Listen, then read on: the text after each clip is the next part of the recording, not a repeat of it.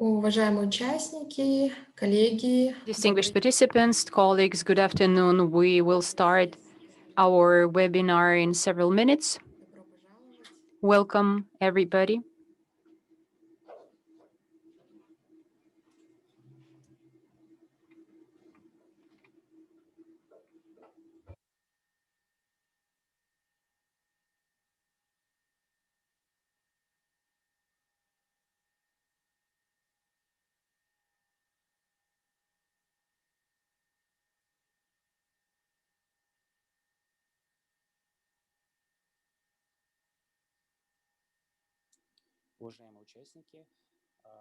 Distinguished participants, in Zoom, there is an interpretation, simultaneous interpretation function. Please choose the right channel to be able to hear the interpretation.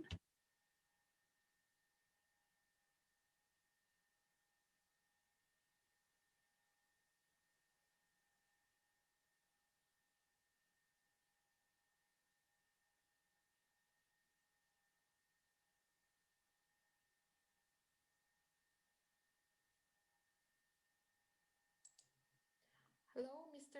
Kim. I see that you are connected. Welcome. This is Mirgul from UNESCO. Can you hear us?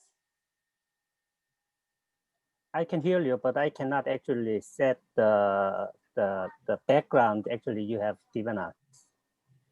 Can you hear me? Yes, we can hear you very well. And my colleague Aidana will allow you to turn your video, and then you will be able to switch it. Yeah, I will try my best to set the background up now. Great, thank you. Уважаемые коллеги, участники. Distinguished colleagues, distinguished participants, those who have just joined our webinar, we are still waiting for a couple of minutes to make sure that everybody is already in the system, and then we will start our webinar.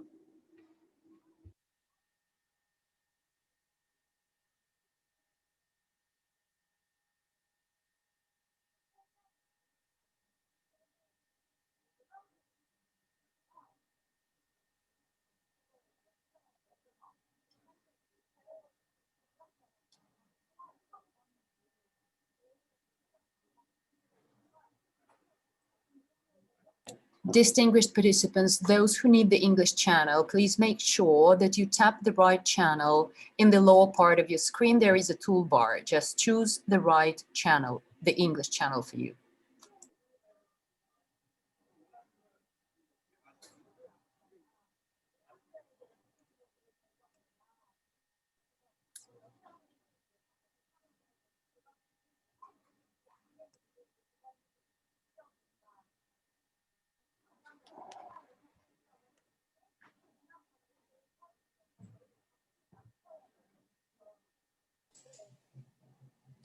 Еще раз добрый день.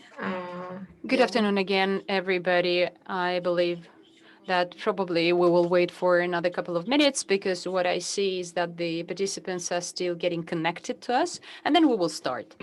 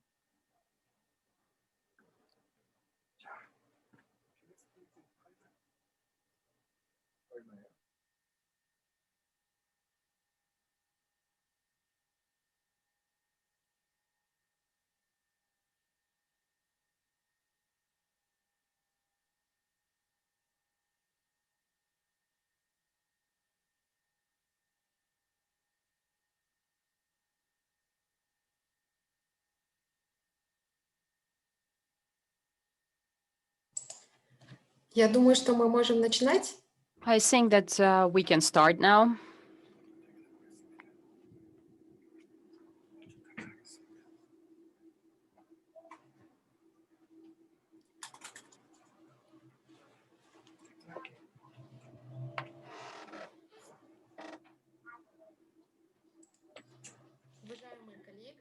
Distinguished colleagues, participants, good afternoon, everybody. Assalamu alaikum and welcome to this webinar in the framework of the virtual Central Asian Symposium on ICT in Education. My name is Mirgul Alpazbaeva and I work in the Educational Department of UNESCO Glasgow Bureau for Uzbekistan, Kazakhstan, Kyrgyzstan, Tajikistan, and Kyrgyzstan. As you know, our today's seminar is going to be dedicated to the open distance learning for skills development and learning throughout life, which is organized jointly with И данный вебинар будет модерировать моя коллега из UAL, госпожа Джонгви Парк, программный специалист. Но прежде чем передать ей слово, я бы хотела кратко ознакомить вас некоторыми организационными вопросами. Поэтому позвольте поделиться своим экраном и показать вам некоторые организационные моменты. Я надеюсь, всем виден мой экран. Как вы знаете, данный вебинар он один из серии, то есть второй по очередности из серии вебинаров в рамках Центральноазиатского симпозиума по ИКТ в образовании. Первый вебинар прошел 25 сентября. Рады видеть тех участников, которые также участвовали в первом вебинаре, и добро пожаловать еще раз всем другим участникам.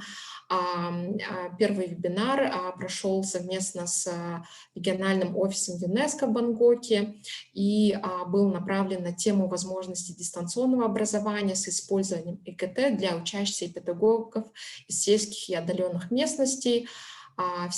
Второй вебинар, сегодняшний вебинар будет проходить сегодня. И, как я уже сказала, данный вебинар мы проводим совместно с Институтом обучения на протяжении всей жизни ЮНЕСКО. И третий вебинар, и мы просим вас также включиться.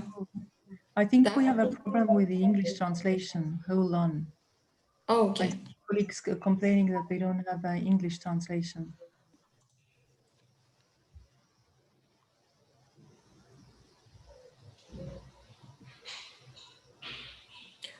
Я могу продолжать? Перевод есть? Do you hear the translation? Does everybody hear the translation? Now I can hear, but in the previous time I couldn't hear anything. Is it okay now? Yes, it is okay. Yes. Yeah. Yes. И третий вебинар, он будет направлен на тему качественного содержания Dedicated to the qualitative content of digital and open educational resources. в отдаленных районах и будет проходить 23 октября. Надеемся, что вы также на него подключитесь. И прежде чем мы начнем, немного организационных вопросов. There are a few housekeeping notes that I would like to make. First of all, make sure that you are registered in this webinar and your identifier consists of your name, surname, country, and organization. Why? Because when we will get down to the discussion and you will ask your questions, we would like to identify the person who is asking the question and which organization this person is from. Ведется запись и, возможно, также Note фотосъемка. that there will be a recording made of this webinar as well as some video filming will be made as well. And since you have already joined our system, be aware that there is interpretation function available from Russian into English and from English into Russian. For this, you can use the tab of interpretation in Zoom. And definitely you have to choose the channel that you would like to use, either English or Russian. The webinar's resources will be available on the website of UNESCO offices in Bangkok and Almaty. And on the slide, you see the links where you can find all these materials. Additionally, these Просьба обратить to внимание. you in the chat box of Zoom. Please also pay attention that during the discussion, the questions will only be accepted through Q&A box that you also see on Zoom platform. Therefore, please try to make your questions be very concise and brief, because the moderators will be using only the window of the questions and answers to provide you with the replies, since the chat is really too much overloaded. Therefore, making sure that your questions will not be lost. We will be only using Q&A windows. And then at the end of this webinar, you will also receive a questionnaire. Please fill it up. We will be very grateful and appreciative for this. Thank you very much for your attention, and I hope that now we can get down to our discussion. With this, I would like to wind up the housekeeping notes, and now I would like to turn the floor to my colleague, to Jong-Wee Park, who is a program specialist from UIL, for further moderation of this webinar. Jong-Wee, please, you are welcome. The floor is yours. Thank you very much, Margot, for your nice introduction and housekeeping announcement. Welcome everyone to this second webinar of the Central Asia Symposium on ICT in Education. For the participants, this is 7th edition of the Central Asia Symposium on ICT in Education. And actually, this is the first time that we are opening to the public due to, or thanks to, the COVID-19 pandemic, and we are doing it online for the first time fully. So we are really happy to actually open this webinar to the public in Central Asia and beyond. The theme of this webinar is open and distance education to promote learning and skills development throughout life. As you could see, last webinar was about school education and teachers. This time in this webinar, we will talk about lifelong learning and learning throughout life in especially rural area and marginalized population. Because of the topic, the specificity of the topic, UIL is working really hard to put this together. And now our UIL team is behind all this webinar. And I would like to introduce Annapurna Ocean and the team leader, Raha Tuloshalieva, who are actually going to respond to your questions in your Q&A box on live. So if you have any question in English and Russian, you can just put your questions there, and then we will try our best to respond your questions at our capacity. Otherwise, we will pass it to our speakers. So we will now open the webinar officially with a welcoming remark from our 3 co-hosts of the webinar. First of all, let me warmly welcome Miss Krista Pikat, the Director of UNESCO Almaty office, and also the cluster office for Kazakhstan, Kyrgyzstan, Tajikistan, and Uzbekistan.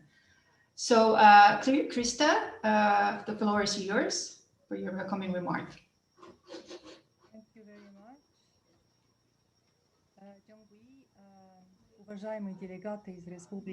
Distinguished delegates from the Republic of Kazakhstan, Kyrgyz Republic, Republic of Tajikistan, the Republic of Uzbekistan, distinguished Dr. Zheng and the colleagues from CARIS, distinguished speakers and our colleagues from UNESCO Institute on the education throughout life, distinguished colleagues and participants on behalf of UNESCO Cluster Bureau. I'm really very glad to welcome you here again on this second webinar from the series of the Central Asian Symposium on ICT in Education in 2020. UNESCO is organizing this symposia starting 2011 with the long-standing support of CARIS. And CARIS is a platform which is and our webinars is a platform which is aiming at the discussion of all the issues that are related to education with the help of ICT. And this year, due to the current situation, we are organizing a series of webinars on the education with the use of ICT in rural and remote areas, those that were affected by COVID-19 in Central Asia and other regions. And we have decided to combine our efforts with the UNESCO Institute on Education Throughout Life in Hamburg. We are really very appreciative to our partners from CARIS for their longstanding support of this idea and their contribution to the organization of this virtual symposium. And today we are conducting the second webinar that we are organizing jointly with the Institute of UNESCO on Learning Throughout Life and CARIS. And during this webinar, we are going to discuss prospective strategies and practices available in Central Asian countries and beyond its territory in the area of the potential of open and distance learning to promote inclusive and fair education throughout life. As you know, in March this year, we have already published our sub-regional report entitled Securing the Education Possibilities Throughout Life for Everybody in Tajikistan, Kyrgyzstan, Kazakhstan, and Uzbekistan. And we were talking about the experience of individual countries in the area of policy decision-making. And in Central Asia, unfortunately, there is no common policy for education and learning throughout life for adults. And therefore, in this report, we are underscoring the need for intersectoral cooperation in this particular area, because such system barriers are only worsened by COVID-19, and they are they're hampering the process of learning outside the system of education, especially for the most vulnerable strata of the rural population. However, the need for acquiring new knowledge and new skills keeps growing, and to be able to cope with pandemic all over the world, the students are trying to learn about alternative ways of accessing knowledge, and this is the reason for which the number of students on mass open online training courses is only growing. And we believe that Central Asian countries can also benefit from the institutionalization of the flexible ways of learning and teaching, and provision of open and distance learning to fill the gap between the rural and urban areas. Our partners, Dili International and Erasmus office in Kazakhstan, as well as the colleagues from our Hamburg Institute, have contributed greatly in preparing this report. And in this context, during our today's webinar, we are going to consider the issues of facilitating learning and skills development throughout life with the help of innovative approaches, such as, for example, open and distance learning with the help of ICT, and especially under the COVID-19 pandemic conditions. Therefore, the upcoming three speakers are going to share their experience of the development of digital skills of the population, in particular of the adults and elderly population. And we have Mr. Prolita, who is the Chief Specialist of the European Educational Council, Jihan Yoon from LG Electronics, and Ms. Tekla, who is the Director for Central Asia. And I believe that this second seminar is going to be very interesting and fruitful for you. And I wish everybody a very interesting seminar. And thank you for your attention. Thank you very much, Mr. Sorry. Thank you very much, Ms. Pika, for your insightful welcoming remark. Just one correction, because our speaker from Samsung will be very not happy with being identified as LG. So our second speaker is actually from Samsung. Okay, let me move on to our second welcoming remark from our UNESCO Institute for Lifelong Learning. Mr. David Asharana, for your welcoming remark. Thank you, David. Thank you. Good afternoon to all. participants. It's a pleasure for me to be with you for this important symposium. Mr. Min Kim, Chief of Global Cooperation Section at Kyrgyzstan, Mrs. Pikat, Director of UNESCO Almaty, dear Krista, distinguished representatives from the Ministries of Education in Central Asia, dear participants, ladies and gentlemen, dear colleagues. I'm pleased to welcome you to this seventh edition of the Central Asia Symposium on ICT in Education, or vCASIE, in its second seminar on open and distance education to promote learning and skills development throughout life. I'm also happy to co-host this year's symposium, not only because it is the first in its virtual format, but also because it is the first with the support of the UNESCO Institute for Lifelong Learning, UL. As the director of UL, I'd like to assure you, dear participants, that you will continue to benefit from the support of the Institute in supporting you in achieving inclusive lifelong learning for all.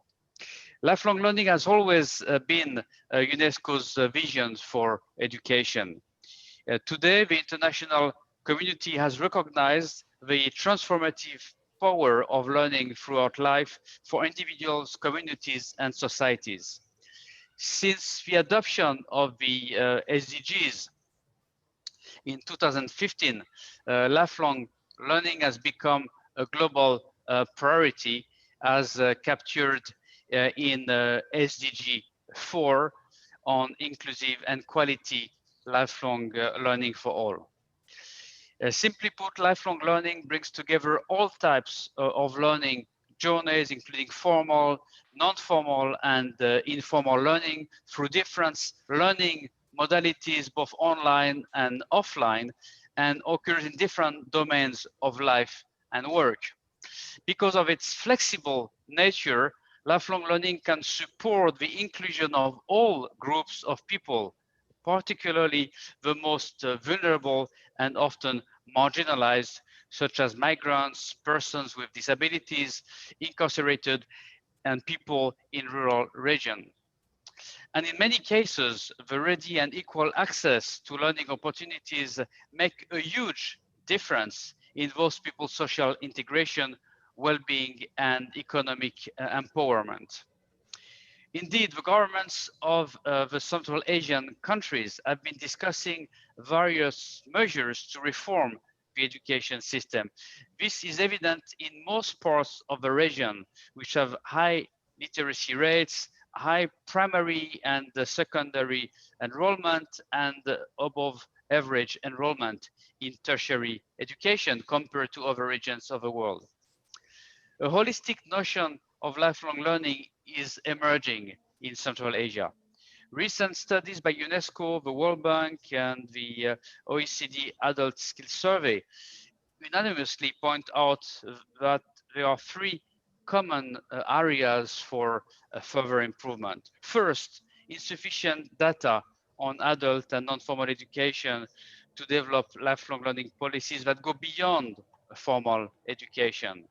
Second, the lack of innovative pedagogy to meet the diversity of learning needs. And third, disparity in access for rural and urban learners, which is the focus really of our discussion today. So let me start with this very last issue, the disparity of access between urban and rural areas. Unfortunately, the COVID-19 crisis has worsened the already existing digital divide between rural and urban learners. This is a serious concern for the region, considering more than half of the population of Central Asia lives in rural areas. Nearly 75% of Tajiks live in rural regions. In the Kyrgyz Republic, it's about 63%, 50% in Uzbekistan, and still more than 40% in Kazakhstan. In total, more than half of the Central Asia population is rural. But there is an opportunity. Data from ITU, the International Telecommunication Union, shows that access to internet through mobile phones has been steadily increasing for the last 5 years. It is indeed commendable that during the COVID-19 crisis, the Central Asian countries have proactively harnessed the existing and available ICT resources to reach many of the hard-to-reach learners, in particular in rural areas. This includes, as shown during the first seminar, delivering video lessons through TV in Kazakhstan and the Kyrgyz Republic, and expanding broadband coverage in Uzbekistan. The question is now how to turn this opportunity of connectivity into broader opportunities for learning for Central Asians. Traditionally, many youth and adults have to migrate to larger cities to access further learning opportunities, and the majority of the colleges and universities are indeed located in major cities. How lifelong learning can be made a reality for those who are currently not in education, training, or formal jobs through digital technologies? How lifelong learning and education opportunities could transcend the physical and geographic boundaries, such as rural and urban, and open up opportunities for flexible learning anywhere, anytime, and for everyone. The second issue I wish to highlight is related to the lack of innovative pedagogy. Learning needs of rural populations are indeed complex and vary from region to region.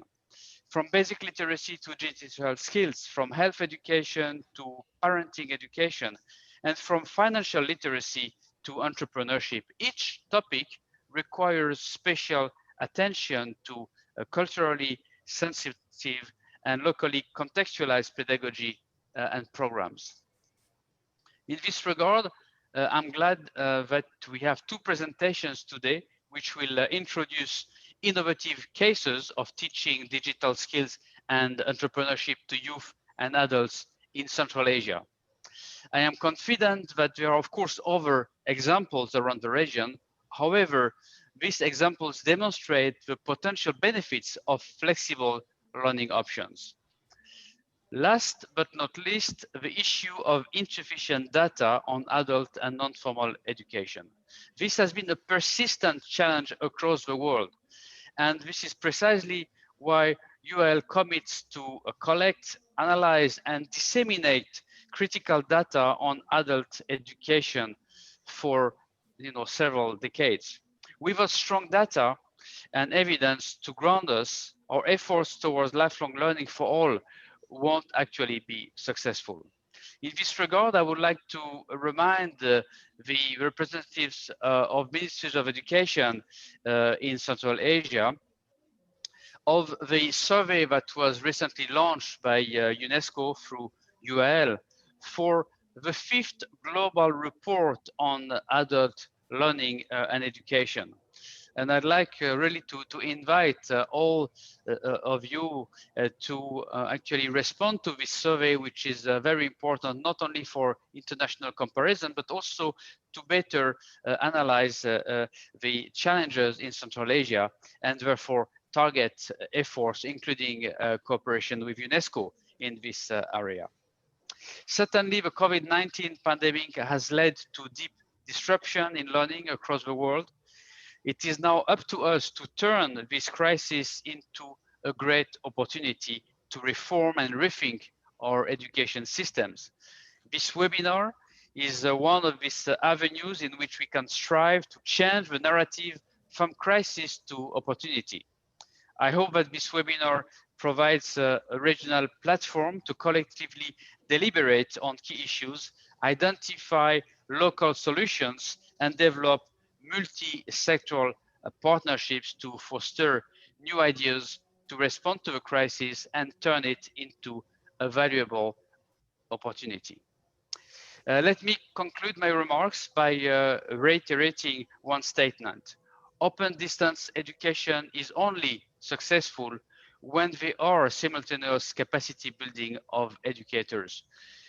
We are in the week of the World Teachers' Day, which is celebrated across the world. And in fact, yesterday we had an opportunity to stress the importance of capacity building for adult and literacy educators, including regarding the acquisition of digital skills. In the last vCASIE webinar, most Central Asia countries also stressed on the importance of investing in capacity development for educators. It's in fact for many of them already a key priority for the full success of COVID-19 education response and recovery plans. These areas could include building the digital competencies, ability to manage learning in a technology-rich environment, assessment and knowledge management. In other words, the Central Asian governments need to provide an enabling environment for teachers and educators to become lifelong learners themselves. To end, I would like to thank again Keris for continuously supporting this very important regional platform for Central Asia and so for the last 6 years.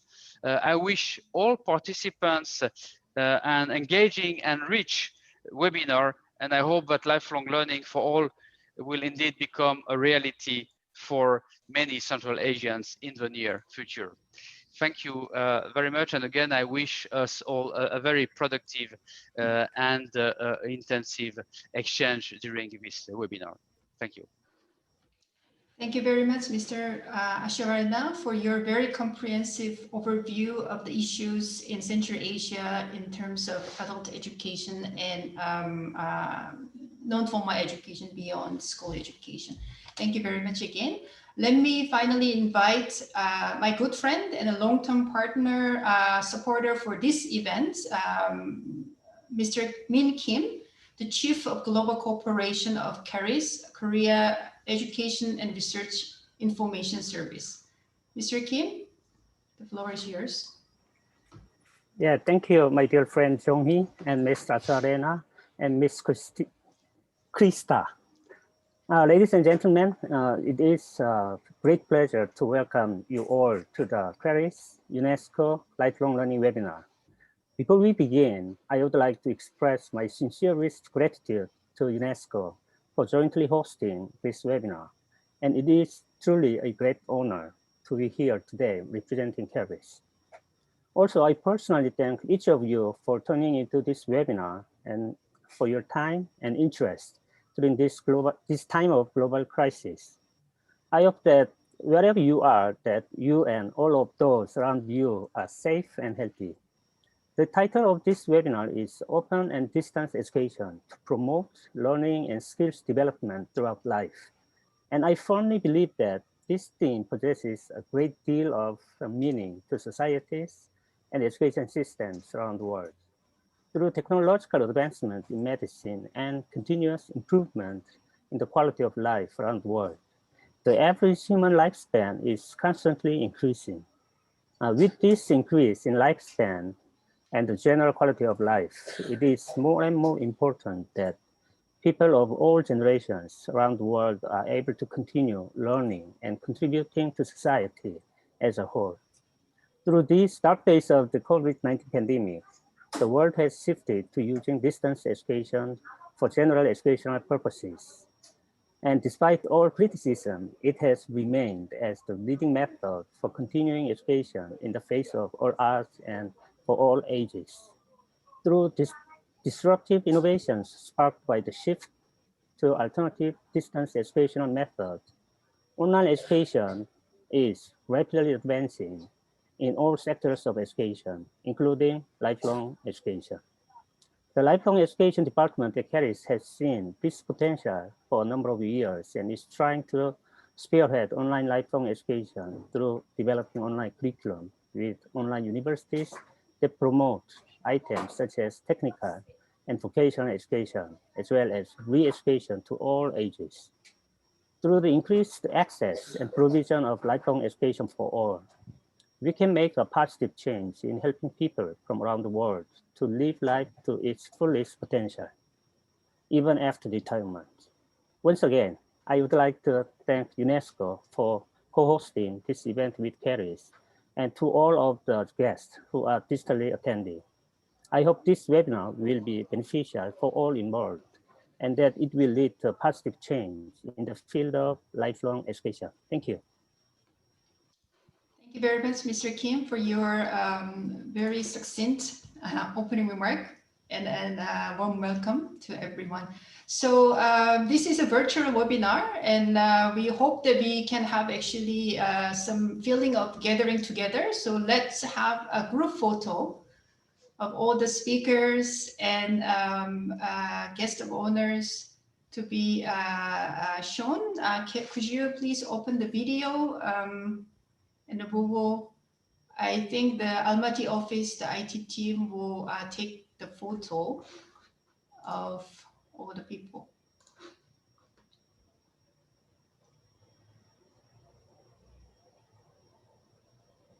Margot, I don't see you from the Almaty office.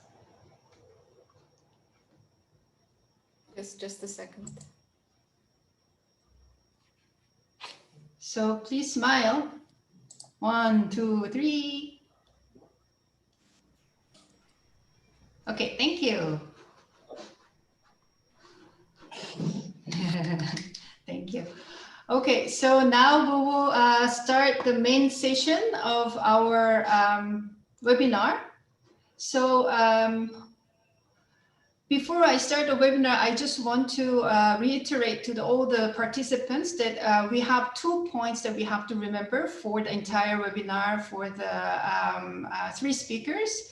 One, the first one is as our topic for the webinar is about digital skills and using the distance education for rural population. The first point that we have to remember is how alternative and creative ways of providing learning opportunities to the rural population is working from the 3 presentations. The second point that we should remember is why digital skills are important and what has been done to train rural children, youth, and adults on digital skills, especially in the context of the COVID-19.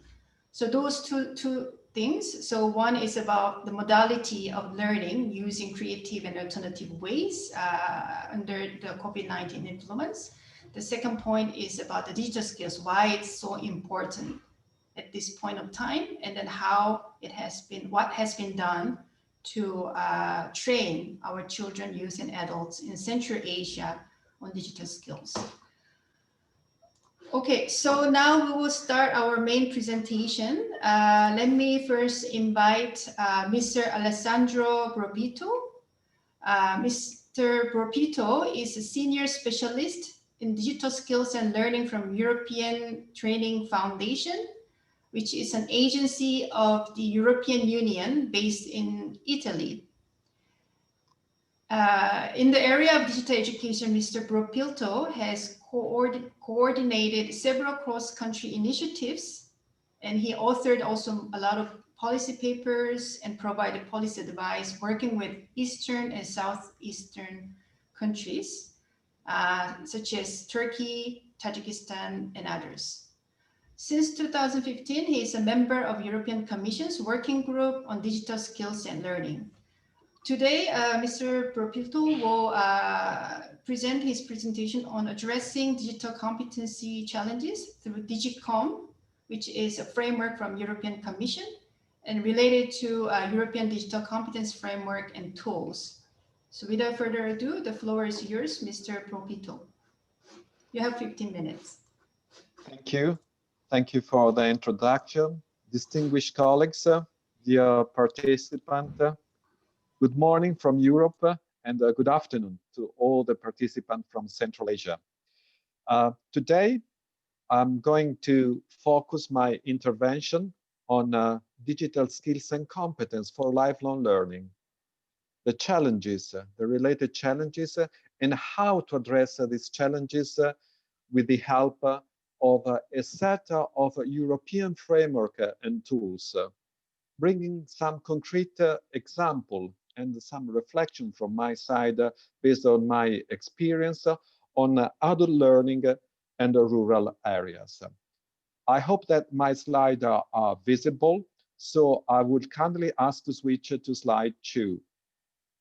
Okay, these are my slides, so they are coming up, and this was the first with the title and my information. So here you can see a few words about my organization. As it was mentioned, we are an agency of the European Union, and in the framework of the external relation, we work with 29 countries, including the 5 countries in Central Asia.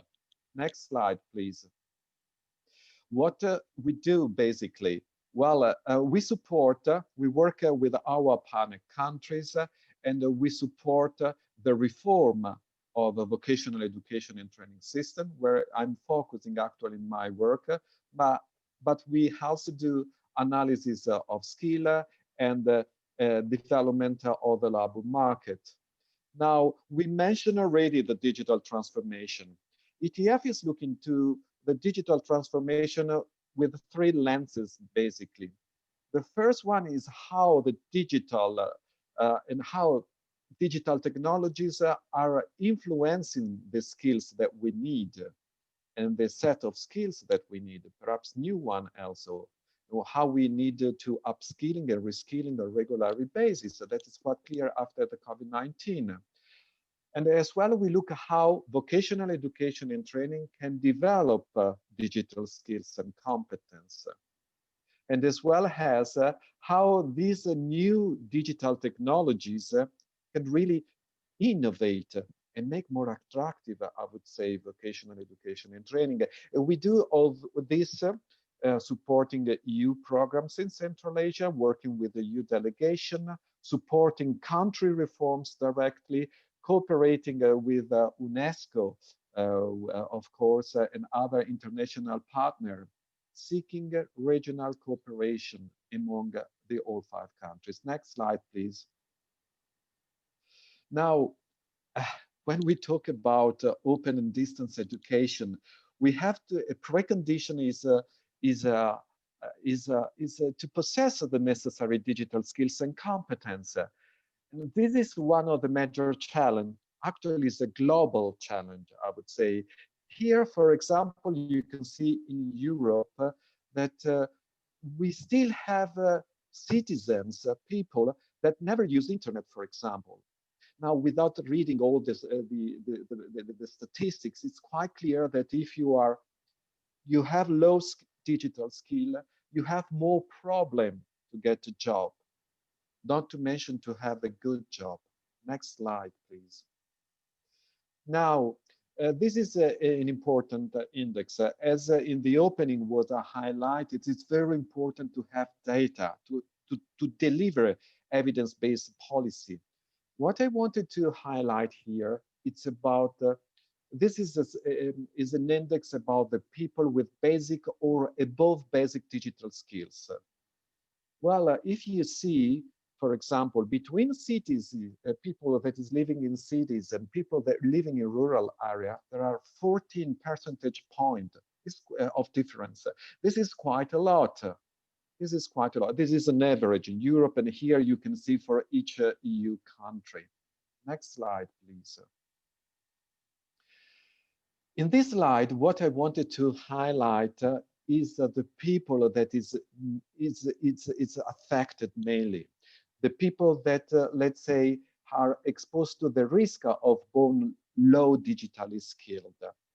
It's mainly people, all the people in the workplace, and this is because they are probably in jobs or less interested or motivated to really move in this new digital world with new digital tools. But it's very interesting to notice that if we look at unemployed people or inactive people, even people much younger are really exposed to be. Again, this is because the digital transformation is allow a lot of people in our societies to learn digital skills in non-formal way, learning by doing. But if you are not in the labor market, you don't have this opportunity. Next slide, please. Here we are looking to another important element, is the internet. Well, it's incredible how fast it was growing internet, but actually almost 40% in the world are still not connected. In Europe, here, again, this is an DESI index, we see that things are not going so bad if we compare people living in the cities and living people in the rural area. There is a difference, but not so much. This is a good point. But in other part, and I'm afraid in Central Asia, this is a major issue. This is the gap is much bigger. Next slide, please. So what is evident that if we want to promote open and distance education, even in Europe, we are facing a considerable challenge is about this digital skills divide. Several researchers from UNESCO, from the World Bank, highlighted that this is an issue also for Central Asia. I would say even more important because there are, as it was mentioned in the opening, more than 50% of the population that live in rural areas where internet sometimes is not available. So how we can sort and how we can face these challenges. Next slide, please. A possible solution, of course, there are many of these kind of tools, but is the use of digital competence and skills framework, like the European one did COMP.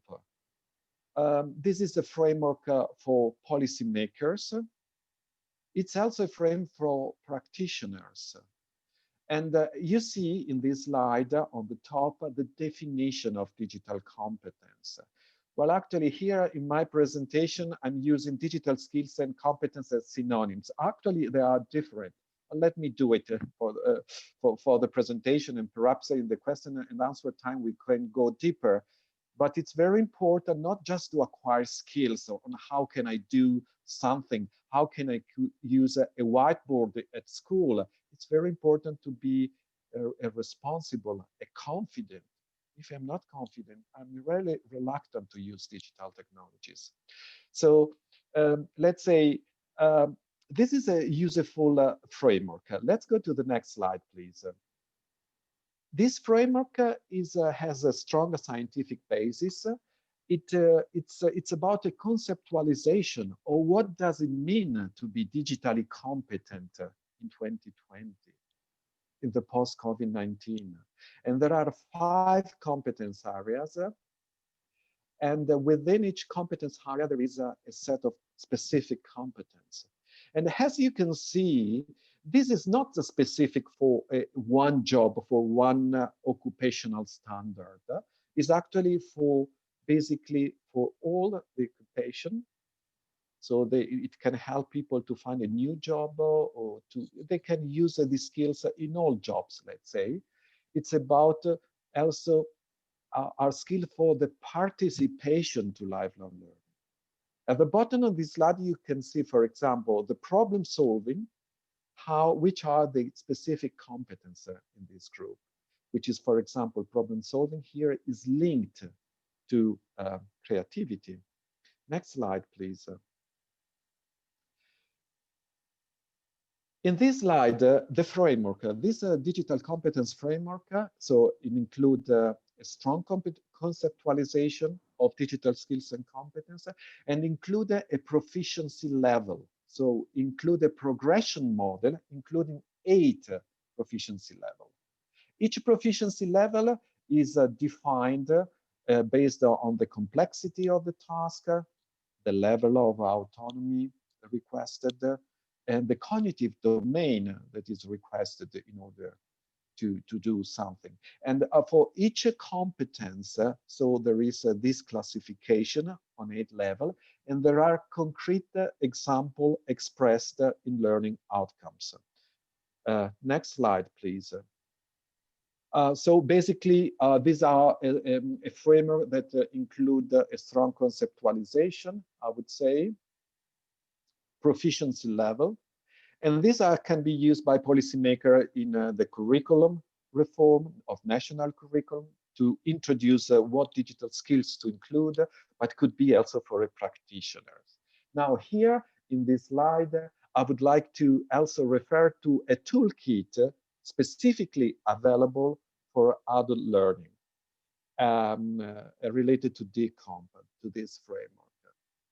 The toolkit, and here you can see the slide. I understood that the slide will be shared with all of you, but basically it includes a set of examples, of 9 examples, about the use of DCOMP for adult learning, for employed, for example, unemployed, or job seekers. And the second link is about a guideline.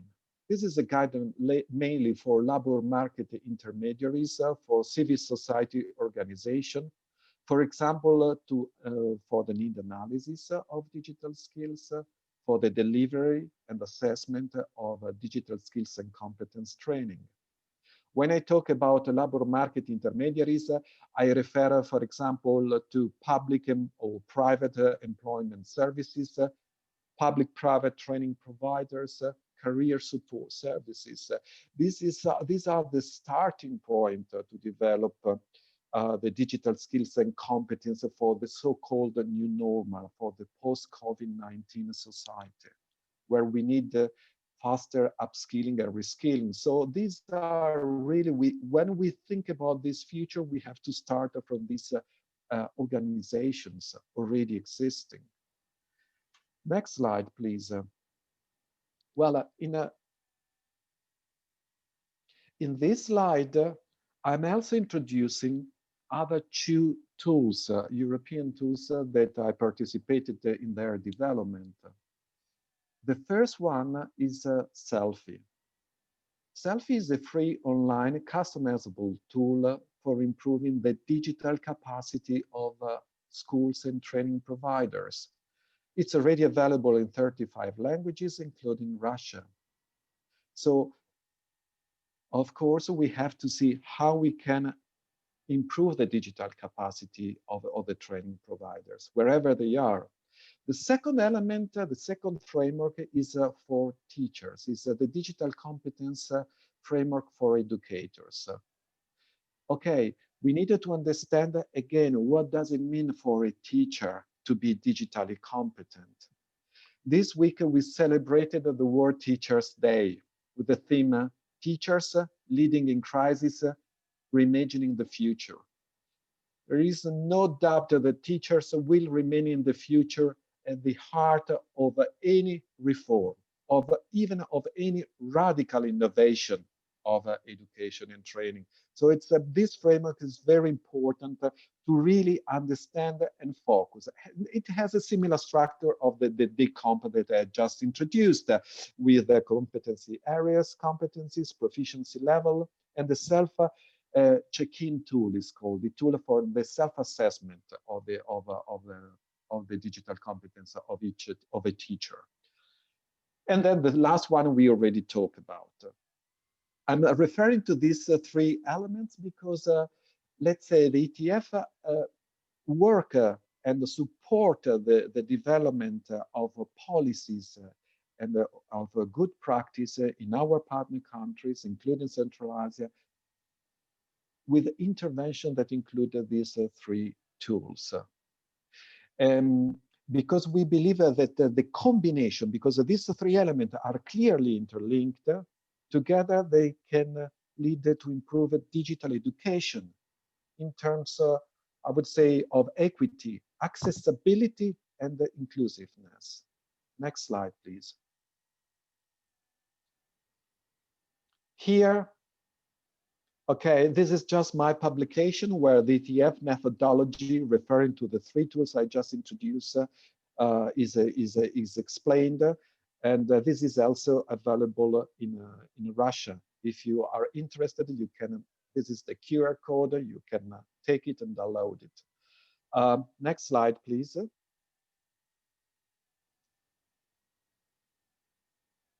Here, I wanted to mention to the Erasmus project. Perhaps you have heard, many of you, about Erasmus. Erasmus is a funding mechanism of the European Union for project, also to boost the digital education and training and promote skill development and inclusion. I made a smaller research for my intervention of today, and I selected, for example, this project.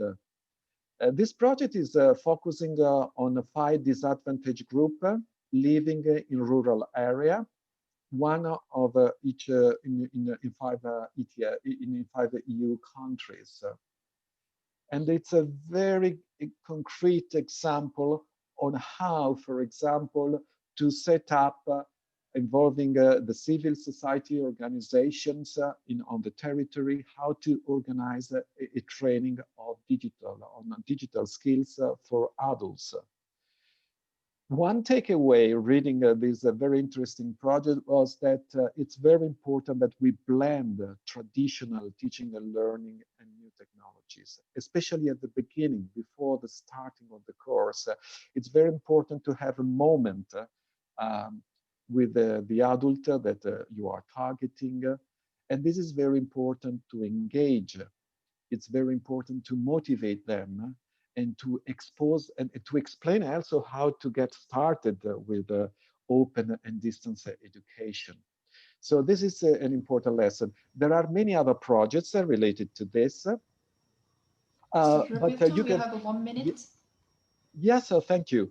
And so, just make a search on the database. You may find very concrete example for policymakers and as well as for practitioners. Now, let's go to the last slide of my presentation, where I would like to give some remarks. I don't know if I do really have the time to go through all the list, but I hope I'm allowed to do this.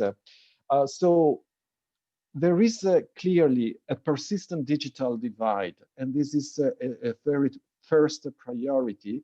Is a priority because the digital divide is exacerbating existing inequity. So that was clear from the remote teaching experience that all of us, we have to face. And the internet is clearly a precondition for the post-COVID-19, the so-called new normal. Also because we know the innovation cycle is becoming faster and faster, upskilling and reskilling it's really a must for all adults.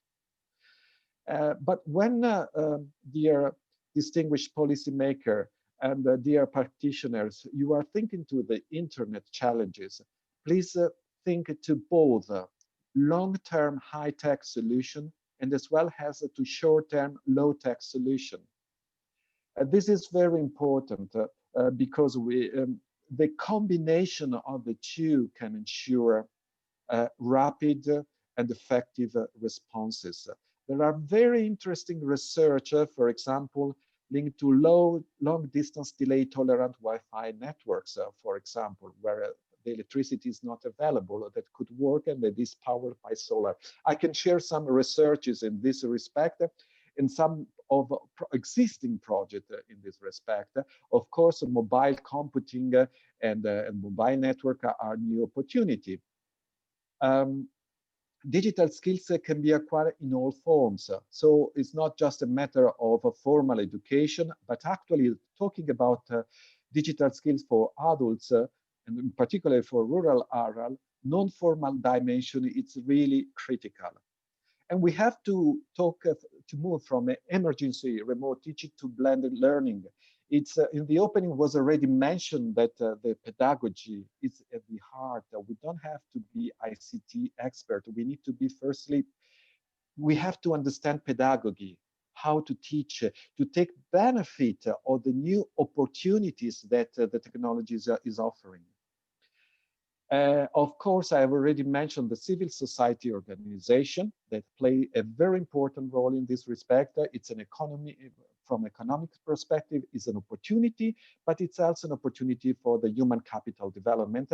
And last point, I would really encourage to establish a platform like the platform of Kyrgyzstan. This is a great, but even informal networks among civil societies. And here there is a link about an existing network in Europe, and not only Europe, beyond, is a pan-European network for teachers and trainers, where you can find a lot of good practice and knowledge sharing.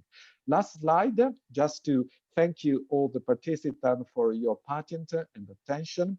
And here I put the contact names of my colleagues, that are country coordinators for Central Asian, and specifically on the theme, this is, I am the contact person in the ETF. Thank you again for your attention. Thank you very much, Mr.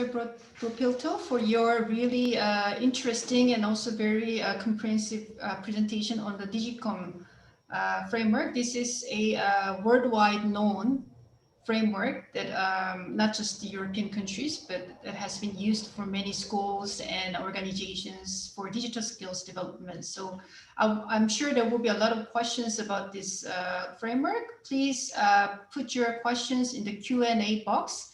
Then we will revisit the Q&A box at the end of the three presentations together. So without further delay, I will introduce our second speaker. Our second speaker is Ms. Jihan Yoon, a senior manager in Samsung Electronics, and she has been in charge of the corporate social responsibility team since 2013. She launched the Samsung Junior Software Academy from 2013, and she has introduced software coding education to South Korea and educated more than 40,000 K-12 students and 1,600 innovative teachers. With all these achievements, she has received several awards from the Ministry of Education of Korea for 3 consecutive years for the program that she has run. She has a lot of interest in education innovation, and various projects are carried out with Samsung Electronics employees and the technology. So without further ado, we are looking forward to your presentation, Ms. Yoon. The floor is yours. Thank you. Thank you. Thank you for introducing me. Good morning, good afternoon, good evening, everyone. Distinguished guests and speakers, thank you for having me. I'm so honored to share our CSR experience and have a chance to learn from each other and join this wonderful event. Today, I will briefly cover what Samsung is doing to make a better world. And I will introduce our employee volunteer program, which is called 1 Week, and how we work to safeguard the cultural heritage in Kazakhstan through the education. Next slide, please.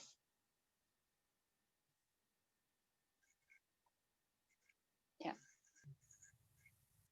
Next, please. Next slide, please. Yeah. Okay.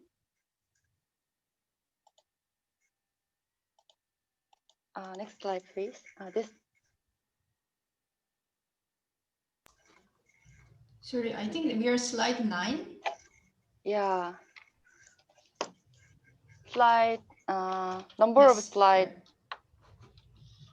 4. Slide 4? Sorry. Yeah. Okay. Thank you. This is a brief timeline, how our effort to contribute to the community have evolved in the past couple of decades. With the birth of the dedicated organization for corporate citizenship, our efforts were shown in various programs and donations. And finally, last year, we announced our new CSR vision. Next slide, please. And our CSR vision is Together for Tomorrow, Enabling People. And when you can infer, our CSR focus lies on enabling young people to achieve their full potential. And we do this through education. Next slide, please. Under our CSR vision, we focus on our theme of education for future generation. We have local programs operated by subsidiaries, and we also have 3 global strategic programs that operate around the world. There are Solve for Tomorrow, Innovation Campus, and Smart School. Next slide, please. Launched in 2010, Solve for Tomorrow is a unique competition that encourages young people to discover social innovation ideas that resolve the community's most pressing problems. And also, Innovation Campus is a tech education program that provides vocational training on various ICT subjects. And last one is Smart School. And Smart School is a program where we keep schools with a cutting-edge educational environment in rural areas. We hold the belief that education should be transcends any cultural, physical, or economic barriers. Next slide, please. This is our today main topic of this presentation. And the 1 week is the title of our employee volunteer program. Samsung employees take 1 week of their educational vacation days to visit a community in need of help. And last year, around 200 employees dispatched to 6 countries: Cambodia, Indonesia, Thailand, Hungary, Nepal, and Kazakhstan. And among them, 26 Samsung employees were dispatched to Kyrgyzstan, Kazakhstan last summer. And the employees taught 120 young students of nomadic families and 50 adult nomads. Our goal was to provide our expertise to enhance their digital skills and offer an opportunity in corporate computer and technology into their grazing industry. Next slide, please.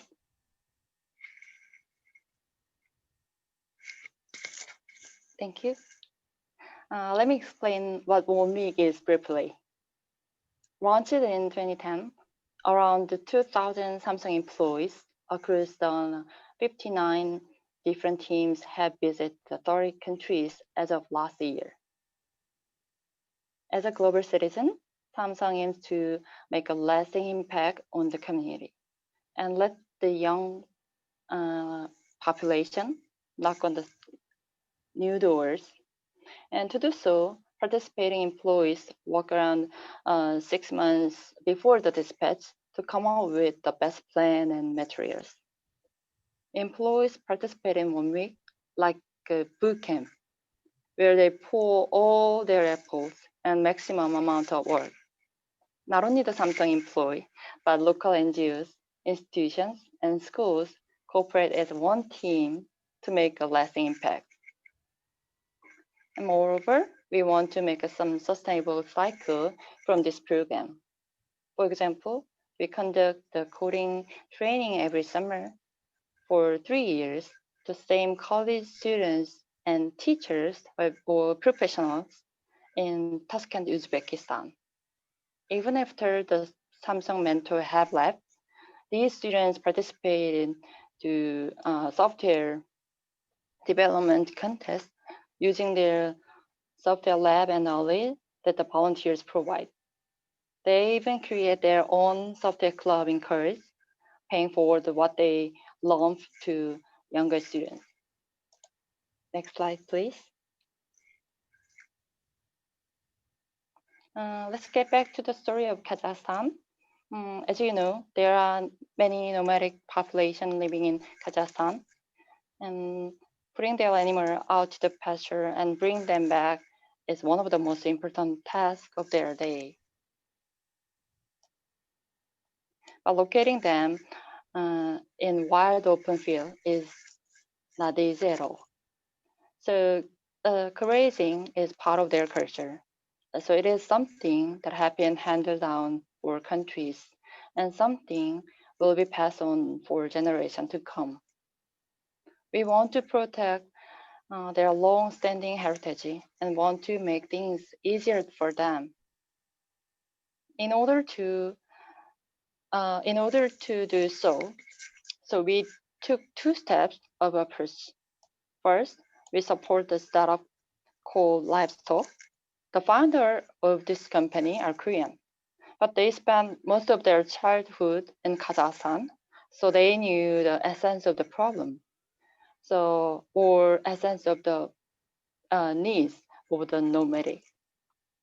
So with the professional help and advice from Samsung, we developed a wearable tracking device and managing device to the nomad to track their animals. Next slide, please. Yeah. And second approach was we offered a training course to guide the nomads on how to use this solution. However, we didn't stop here. We want to empower them with the basic digital knowledge and skills that could help them keep their culture in ever-evolving future. And we did it through education. For other nomads, we help them make their own email accounts and use search engines and use basic Microsoft program. And they had almost no experience with the technology, but it was important for us to lower the barriers and make it easy and friendly for them. And young nomads and young students who will pass on their heritage, we also provide the basic coding education. And on top of the digital education, we provide to other nomads. Teaching the students or teaching the children was the most important for us, as they would be the ones safeguarding their heritages in the fast changing digital world. Next slide, please. Having this session with other nomads and young children was particularly interesting and meaningful. These rich experiences they shared made them better understand and how digital technology can help them keep their heritage. And what we learned from this project and from a similar project in Thailand at the same year is that the most important thing is make technology familiar to them. And to sow the seed of courage in their mind to overcome their fear and take bold steps to use technology in their culture. Next slide, please.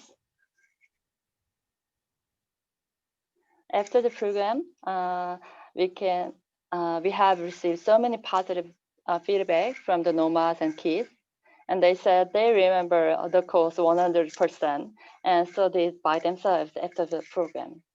So it was very encouraging for us and very honored. And can we see the short video on what they said?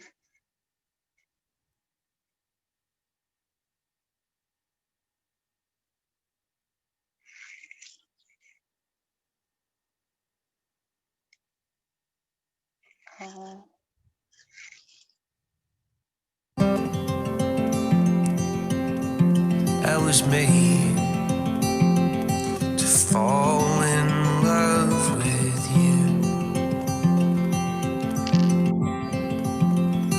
Sticking to the roads that we had left here. Summer eyes The background music. left Can you this hear the place. background music? And everything I want to give you has been broken on your face. Здравствуйте, наши друзья из Кореи. Мы хотим поблагодарить вас. Hello, our friends from Korea. We would like to thank you. We would like to thank Samsung company for providing us with easy technology to track our livestock. It will be the important function for us to continue with our culture. I'd like to thank you. Thank you very much for improving communication between two countries.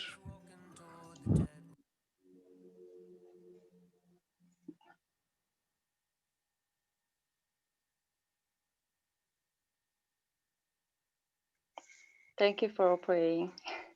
Next slide, please.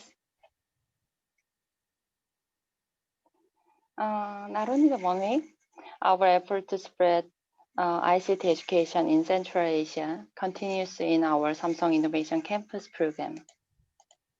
Samsung Innovation Campus provides robust training on key technologies and preparing young people to read ever-evolving future.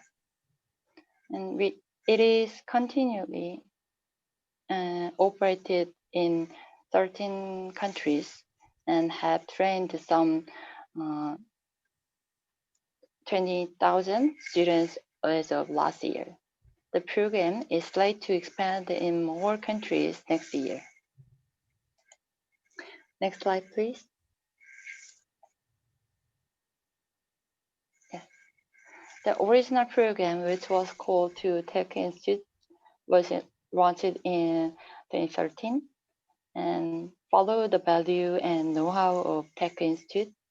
Innovation Campus was reborn last year. We provide 5 broad winning skills required for future generation: artificial intelligence, Internet of Things, big data, cloud, and mobile platform technology. Next slide, please. The most essential part of the program is provide hands-on experience that students can build their practical skills with. And rather than the lecture-based curriculum, students develop their own unique capstone project at the end of the program. For example, one of the students who from Russia and create the platform that matches the volunteers and organizations in need of help. From this program,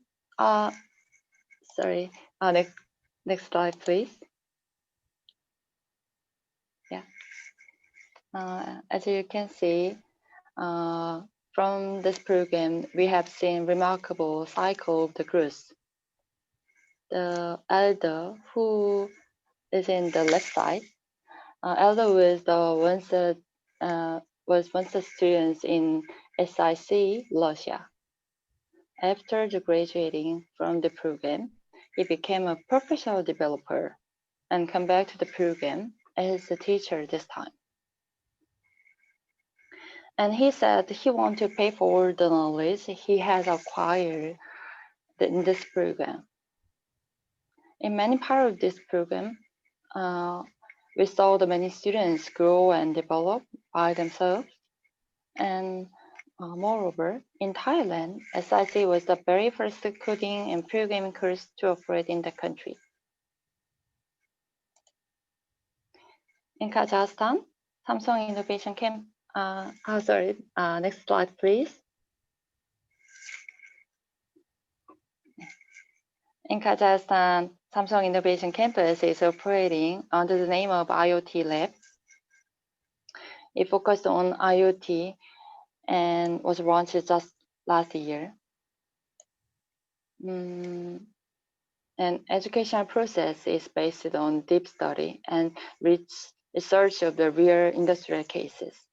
And in the end of the education, students will prepare their own project and will dispense it during a final contest.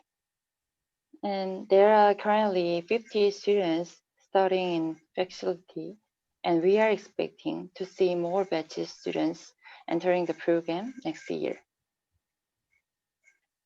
Next slide, please. Ms. Yoon, you have 1 minute. Yeah. Actually, I'm almost done. And at the end of the presentation, I want to say Samsung's CSR vision is rooted in enabling people. We will continue work with educational institutions and NGOs to devote our expertise and resources to contribute to a better global society. We are so proud and honored to be part of a young people's journey toward a better future. So it was really great for us again. And thank you for again to UNESCO and Kyrgyzstan and all audience. If you are interested in or want to know more information, please visit our CSR website. The address of the link is the csr.samsung.com. Thank you for everything. Thank you very much, Ms. Yoon, for your great presentation. It's so interesting that there are so many questions actually coming up in the Q&A box. So you can probably review the questions and prepare for your answers after the last presentation of the day. So we will move on to the third presenter.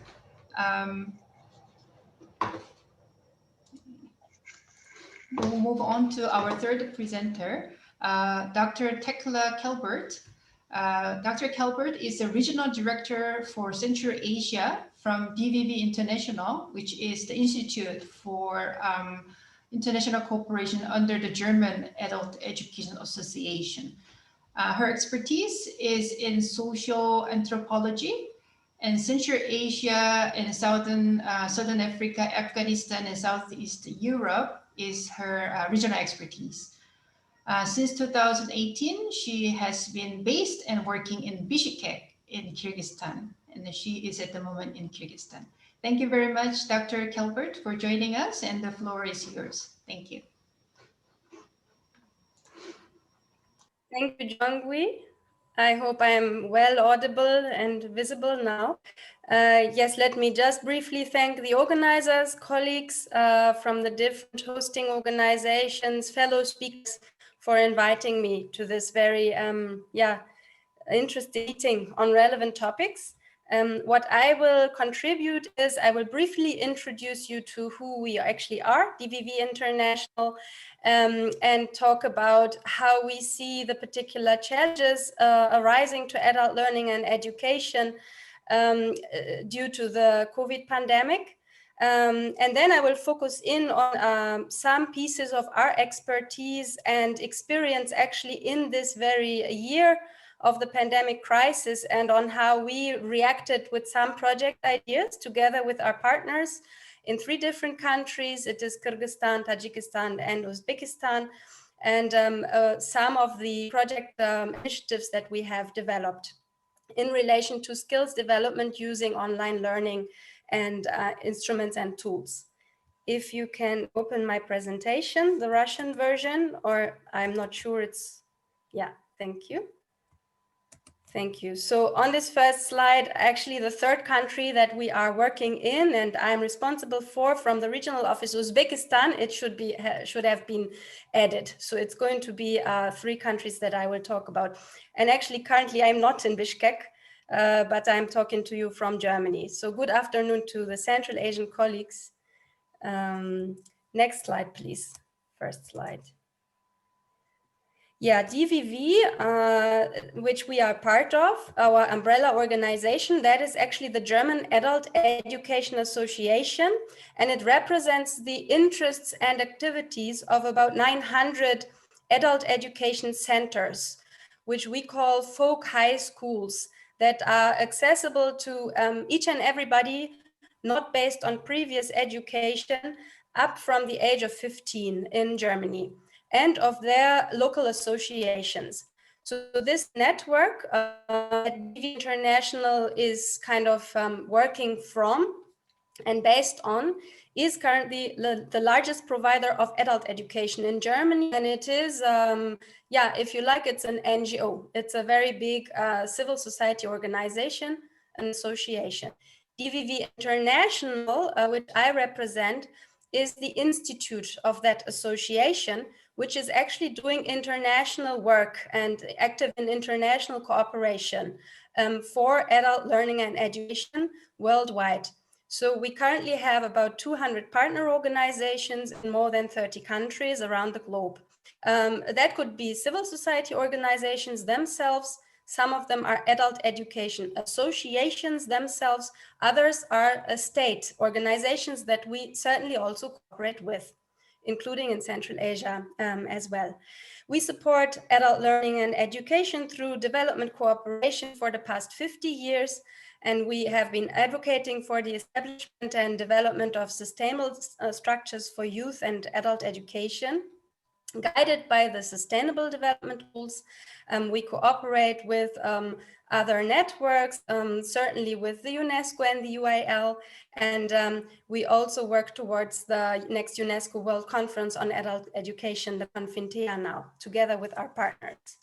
Next slide, to just give you another glimpse, thank you, of the fields that we're actually active in.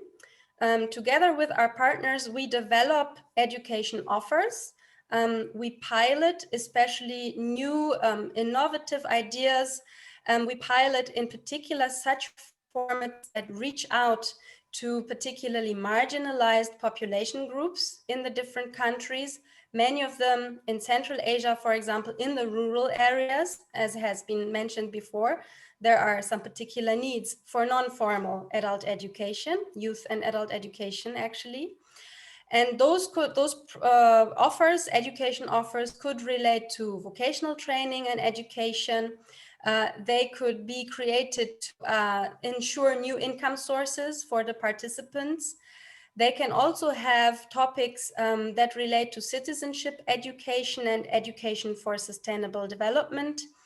Not so much in Central Asia, but in some of our other regions we work in, it could be related to literacy and providing basic education for those who haven't finished that in the formal education sector. We have education programs that particularly empower women, health education, but we also do capacity building for personnel who work in the field of adult education. And some of the examples that I would like to present to you later on will also relate to that. We provide policy advice towards an improved framework for ALE. We are engaged with our partners and through our partners in lobby and advocacy for the human right to education and for lifelong learning. And such as today, together with all of you, we also support the exchange of information and expertise on ALE through conferences, seminars, and publications. Next slide, please.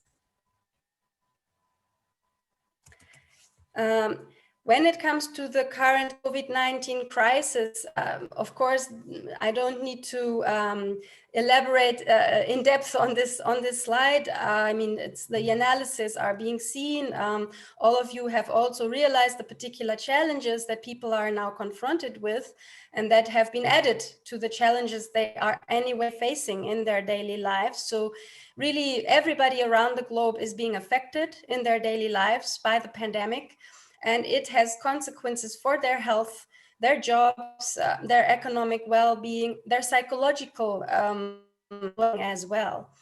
In the sector of adult learning and education, when it comes, for example, to our partner spectrum, we have seen that the pandemic has forced providers of youth and adult education, many of them, to close their doors. They have had difficulties in attracting their participants and also the necessary resources to carry on with their work. And they were really put in a situation where they were forced to adapt very quickly and categorically in order to keep operating. So this has been a very big challenge. And also the third point, the need for them, for the ALE providers, to develop new offers or adapt the ones that they were offering before to their clients, their audiences, to the times of crisis and the particular needs that their learners are facing against the COVID pandemic. Next slide, please. So what could be the particular response to this crisis that adult learning and education has to offer and that those providers of education could engage in? We think that ALE can contribute to mitigating the consequences of the crisis by offering badly needed education and training programs, but also by supporting social action. By drawing people into considering the community actions that they could help mitigate the crisis, and by providing education that is relevant for that. In general, I would say that the main asset of adult learning and education, especially in the non-formal sector, is that it is demand-driven. It is usually always flexible and adaptable to fast-changing situations. It is non-formal and action-oriented, and it makes education easily accessible to its participants, so that it can be of particular use in this current phase. Next slide, please. When it comes to this one aspect that I mentioned, the development, I'm sorry, if you can, yeah, no, that's fine. Some more, I will skip, through some of these points a bit more faster in order to move to the development of new learning offers and to our project examples.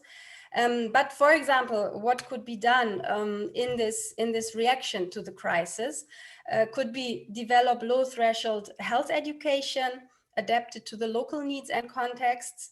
It could be looking at income generating activities in this particular context right now, that what could people learn to enable them to engage in income generation, maybe from their homes or in smaller groups of people.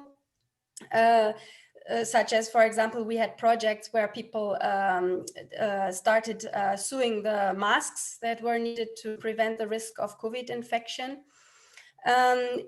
We could provide alternative learning opportunities could help people whose formal education has been interrupted due to the crisis. And also the particular role that civic education could play in this context to reflect on common values, to reflect on the global responsibility and cooperations that can be built to react to the crisis, and mobilize and manage community action. Now, the next slide talks more towards the need to develop new learning offers as a direct crisis response. Next slide, please.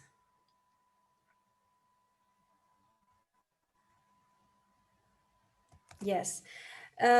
So what we have been considering together with our partners is obviously how we can push digital learning opportunities for their participants. And here I'm talking about partners that are organized in networks, regional, they could be regional, nationwide networks of learning providers in our 3 project countries in Central Asia. That are closely located in close vicinity to the rural population, in areas that have faced, for example, an influx of returning labor migrants, areas that are anyway facing a relatively high level of unemployment, such locations where you have women who face particular challenges in their daily lives that were exacerbated by the crisis. So this is just an example of the groups that our partners usually reach out to. And in that context, they were forced to consider, the opportunities for digital learning. In generally frequently resource poor contexts as well.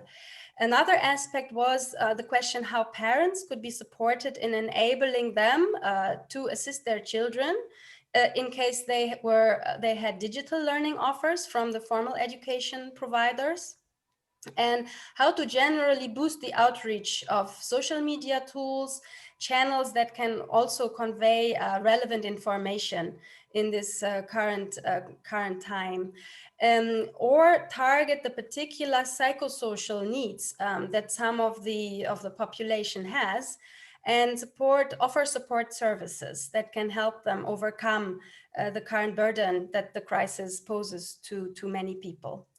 So on the next slides, you can already switch to the next one. I will have some short examples, a few from each of our project countries in Central Asia, on how some of our partner networks have integrated those needs that I pointed out into the work in this year, where they looked at a limited amount of resources they had available and a very limited amount of time too, in which they were forced to switch, adapt, and develop new ideas. And I think many of them have done that in very interesting and successful ways. Starting with Kyrgyzstan, we have one NGO partner. It is a youth NGO called Institute for Youth Development. some of you might know, who have come up with the project to launch a laboratory of innovative education. That's how they call it. With our support from the side of DVV International, they had the aim of increasing active citizenship among young people through new online learning formats they can access through computers or mobile phones, smartphones, that meet the requirements of the youth's reality in today's Kyrgyzstan. And also partly, of course, against the COVID background. So they adapted the offers they would usually make as an education provider to their young audience to widen the outreach and also adapt the content of the programs. This is against the background of relatively good internet coverage and high numbers of internet users, especially among the young population, of course, in Kyrgyzstan. So the idea is to create two components. It's an online learning platform, which is called Mazgi, the Russian word for brains, accessible online, offering different courses, different webinar formats, self-learning education offers accessible fully online. And at the same time also launching the first video and audio and podcast recording studio for youth. The focus is youth, but the studio and also the platform, in principle, they can be made accessible to any education provider who is lacking access to such kind of resource to develop their adapted programs and use it to teach their respective audiences. The video, which is of course also involving physical equipment infrastructure that we have helped to obtain, will be placed in Bishkek. But the idea is to work through the network of especially civil society education providers, and make the resources and also the capacities accessible throughout the country for interested organizations. Next slide, Gilbert, please. you have 1 minute. Oh, okay. Then let us, this is one brief slide on capacity building. We also organized for our partners themselves, the adult educators and trainers, to build their capacity in online teaching and organization of online offers.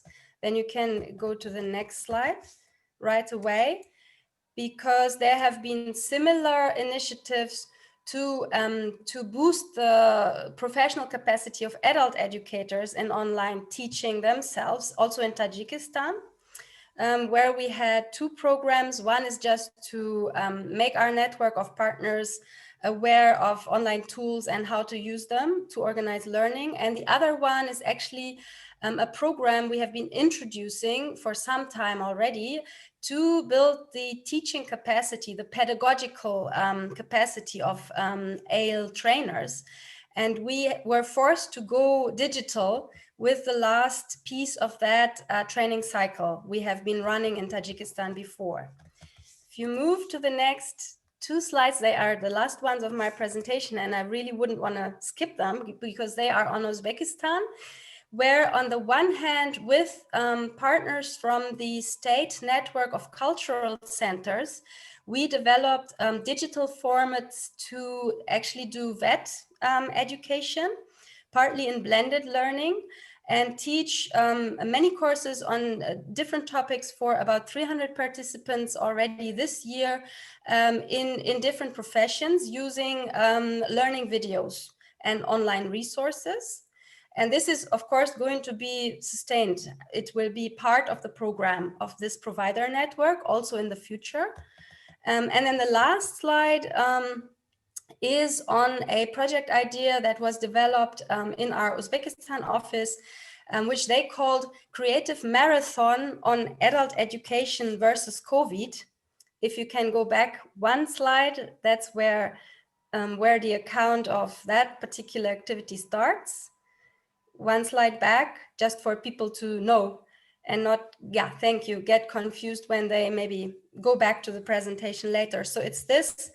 And then the last slide that both present this particular project where a competition was organized for all kinds of participants, could be organizations, could be individuals in Uzbekistan over the past few months, where they collected creative ideas for posters, short films, slogans, and then also finally a small project idea on the topic of adult education versus COVID-19.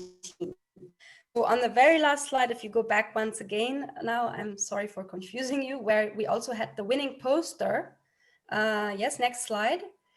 And that's going to be my final one. Thank you. That's actually the winning poster from the poster contest that was organized, and some information on the winning small-scale project that DVV International is going to finance, which is meant to develop a learning video series addressing the psychological challenges and consequences of the current crisis, to help people get over the stress, pain, and potentially even grief that they are being faced with a local partner and expert, actually a psychologist, who will be involved in developing this format. And it is not online quite yet, but it will be openly accessible in Uzbek, Russian, and potentially later also other languages that are relevant to the region. I'm sorry if I expanded the time. If you go to the last slide, you can see the next slide. You can see our website where you can also get more information on the work we do. Thank you. Thank you very much, Dr. Kelbert, for your very informative presentation of the 3 countries who participated today. So we have actually a lot of questions on the Q&A box, and we have only like, I think 10 minutes left. So let's move on to the Q&A session right away. So for Mr. Ropito, there were questions. So I won't go all the questions. So if we have more, questions later, then you can probably, the organizer can probably forward the questions in email. Then you can probably provide the written answers. So I will just address 2 questions each speaker for today. So for Mr. Bropito, we had questions about if Education Training Foundation is part of Bologna process, and also ENIC, if you're familiar with it, ENIC and NARIC, if your foundation is part of these 2 organizations. That was one question. And then the second question is, what is the pedagogical use of technology, and how in your framework, how you can actually train the teachers to be not just tech savvy, but also pedagogically well equipped. So that was 2 questions for you. Thank you. Thank you for the question, and all the other questions that you addresses to me are very interesting, all of them, and I hope we have an opportunity to talk and have a further exchange. Now, specifically on the 2 questions, let's say ETF is let's say clearly aware of the Bologna process. That is clearly for tertiary level of education, for university, and let's say we mainly focus on vocational education and training, but there are important development for the tertiary level of that as well. So it's clearly we are on the subject, let's say, and we are aware of this important reform. Now, concerning the network that was mentioned in the chat, in the question box, yes, so I am aware of it. I'm not really let's say connected with it, but these are the kind of networks that can really support peer learning and other important knowledge sharing activities. And to me, for this new normal, it's very important that we take advantage, we register, and it's a platform also for Europe to collaborate with the Central Asia. Now, And this is to briefly answer to this to the first question. The second question, can you recall me? But it was about pedagogy and how these the frameworks can help in this respect. Right. Well, in all the frameworks I mentioned, we refer to the use of technology in education and training, but they are starting and the conceptual framework behind are really all about effective teaching and learning and assessment. I don't have a lot of time to enter into the details, but clearly it's very important to understand in this new normal how to make the best use of it. We, during the COVID lockdown, what we have done in many countries, I was making some with colleagues, some studies analyzing the response. What was happened was really actually a remote teaching. So the use of a traditional system and lesson instructional method broadcasted live or recorded as a podcast, but this is not about digital online learning, to be very honest. It's very important that we, and starting from the pedagogy, what does it mean? How can I engage, for example, our learner? How can I foster an active role of the learner? And how to, to answer to this question, of course, we have to go case by cases. We talk about pedagogy if we are talking to pupils and we want to target pupils. We talk about andragogy if we want to address adults. But it's clear that we have to understand how to properly engage online using forum, using WhatsApp, using instant messenger, using all these kind of tools in a way that we improve the capacity of the learners to understand. Clearly, technology is offering much more control to the learners. It's more in the learner, the capacity to play video, to focus on something, to put a question in the forum. This is our new way. So if we look at group working, for example, if we think to a rural area where there is a library where people are going there to have a training, they can interact among them.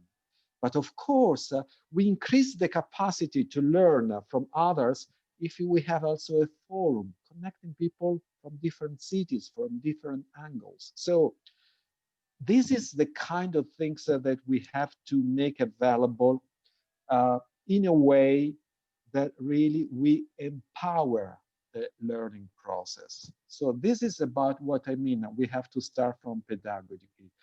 And these frameworks has exactly this approach.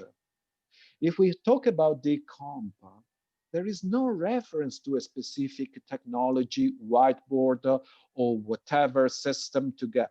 It's just saying, it's say, how can I use the technology in order to achieve a certain learning outcome? And this is the approach.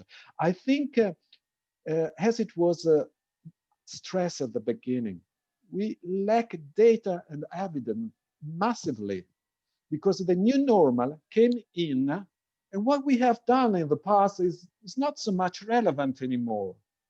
So we are learning by doing, but for sure, there was a moment where we had to react. The lockdown was facing us, and we had to deliver to the best capacity. And teachers were making something great, using synchronous or asynchronous systems, using any kind of, they were actively on board and participating. Now it's time, especially for at system level, for national stakeholder, for policymaker, to make sense of this very important innovation, thinking not just to replicate what is happening in the classroom, but creating new learning contexts where adults can really learn. And a last point, we need to understand, for example, what is easier for adults, for example, to learn online, or what is better to learn this face-to-face with traditional method. Surprisingly, we might realize that something can be better learned online. Okay, thank you very much, Mr. Propilto.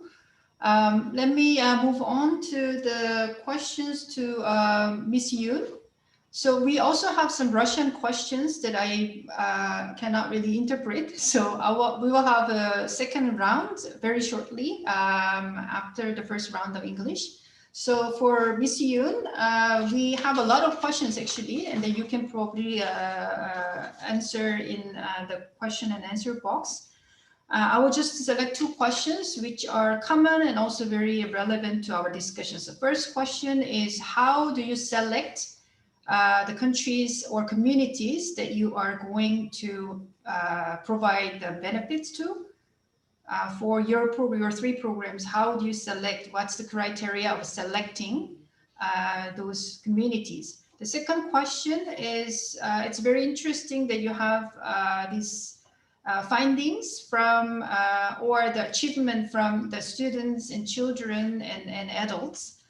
And have you had a chance to communicate the challenges or the achievements that you have faced with the government or the Ministry of Education of those countries? That would be very useful for those government officials to listen.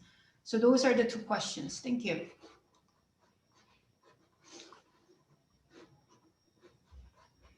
Thank you.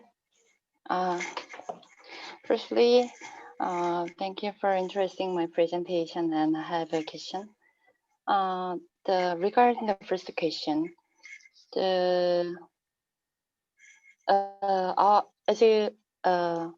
as you know, in my presentation, our theme is education for future generation, and based on our theme, we focus on what contribution we can make and how we can make the society better through what we do best. And on the selecting the beneficiary or the criteria to operate, it depends on the program. We have corporate citizenship office over the globe. So these corporate citizenship offices cooperate closely with each other, and also we cooperate with many local experts or government, something like that. And regarding the second question, of course we always communicate with them, and throughout our journey we work with local communities and many experts, because every insight and experience we gain on this way is shared. So we always communicate on what we learn and how we can make this project better or make more impact or more sustainable results. Thank you very much, Ms. Yoon. There's also some questions about if the Samsung project or program can come to their community. So you can probably answer those questions in the Q&A box. Dr. Calvert, now I'll move on to your presentation and questions to your presentations. So the first question, among many, I chose two. The first question is whether the DBB International support refugees and people with disabilities, which are one of the most marginalized people. The second question is if your initiative from the DBB International are free of charge or subsidized. If so, how do you compete with commercialized and private providers who are actually more attractive in terms of their programs and things like that? So that's two questions. Thank you. Very relevant questions, both of them. To the first one regarding refugees and people with disabilities, yes, in principle, and also concretely, such groups can be part of the participants of the programs that we support at our partner organizations.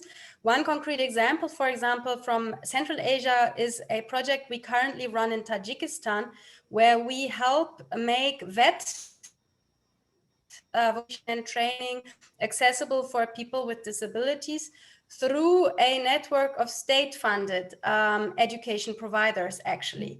So hoping for them to do that on a sustainable basis and to integrate that into their programs. When it comes to refugees, it's some other regions where this is maybe more relevant, but what we do in Central Asia as well is we support migrants and their families in their particular learning needs, especially in the phase where they have returned from migration to their home countries in Central Asia. There's also projects on that. We seldom target on just one particular group in this one project initiative. We rather try to do it in an integrated way. So to offer inclusive programs where different learners can just learn together, such as, for example, in Tajikistan, the people with disabilities, they learn in inclusive groups together with people who don't have disabilities. On the second question, yeah, that's of course always one of the very tricky ones, very important ones. The programs that receive support from DVV International directly for their development and then piloting are usually free of charge for the very group of participants, because we receive public funding and we cannot, neither can we nor could the partner whom we support take money for those particular courses. But we then institutionalize those formats in our partners' programs, and the partners can take money, and most of them actually do also offer them on a commercial basis, partly later on, but partly they would have places free of charge for particularly vulnerable groups. They could receive participants through, for example, the employment agencies in the countries where they could be funded from public sources. There are examples of that. And then plus how we can compete is the partners that we work with, they are often pretty much the only or one among very few education providers in the places where they are, because they particularly remote places, rural areas where you do not have such an array of providers as in the capital cities. And they base their programs on the needs and the context in those locations, which makes them attractive to their audiences in general. Okay, great. No wonder the DVB International program is very popular in every country. Okay, so now we'll have the Russian question round from Margot. If you have questions that we haven't addressed, please. Speakers, please open the English interpretation, please. Да, спасибо, Джонгвей. Yes, thank you very much. Yes, we have like one question for each of our distinguished panel speakers, but Tekla already responded to this particular question in Russian already in the chat box. The question to Alessandro from Gani Adenov from Nazarbayev Intellectual School, the city of Taraz, Kazakhstan. What he's asking is how or in what way do you manage the problems of digital skills in rural areas? It's thank you for the question, and it's a very practical one. In my slide, I was providing an interesting example about, let's say, it was one case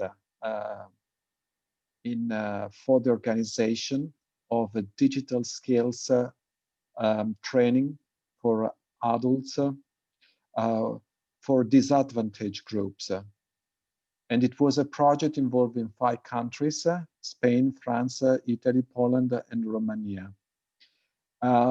This is one example. I think, I don't know exactly your context, but it's very important to look at the need analysis, and as well as to look at the opportunities, whether for these people internet is available, whether You might collect these people in the library of a village, for example, where an internet connection and computer is available.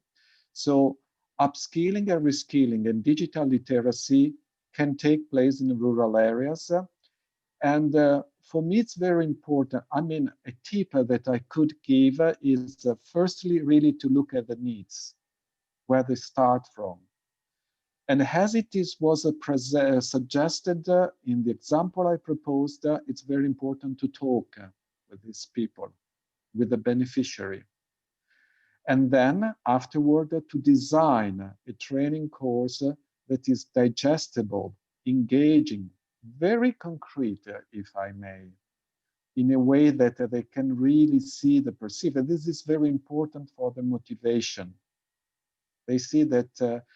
So another good tip, I think, is to make pills of small sessions and to the point, for example. And the digital competence framework can be very useful, and the related toolkit to organize your need analysis and as well as the design, the delivery, and as well as the assessment, whether that was appreciated. The assessment is another good way to understand whether this was working or not. Are very general comments and suggestions, but in the end, it's very important really to tailor as much as possible the provision to the specific context. And frameworks like the one I was mentioning can really help to structure the process. Thank you again for the question.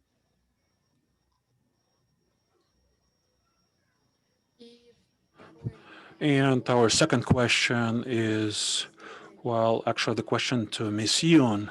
Thank you very much, Alessandro, for your answer. Again, from Gania Denov, this is the question to Ms. Yoon from Samsung. In Kazakhstan, where have you been specifically to see the nomadic lifestyle? Because we hardly have one.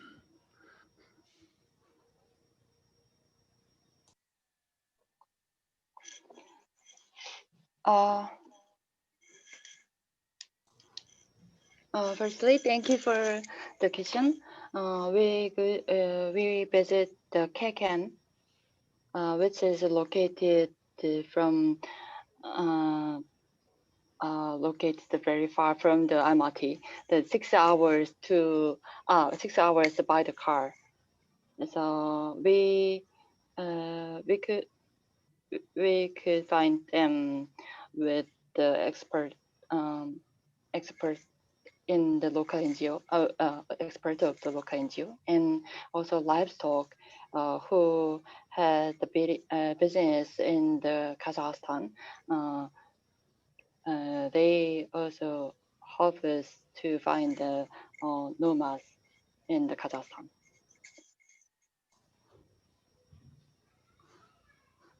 Thank you. That's all, Margot.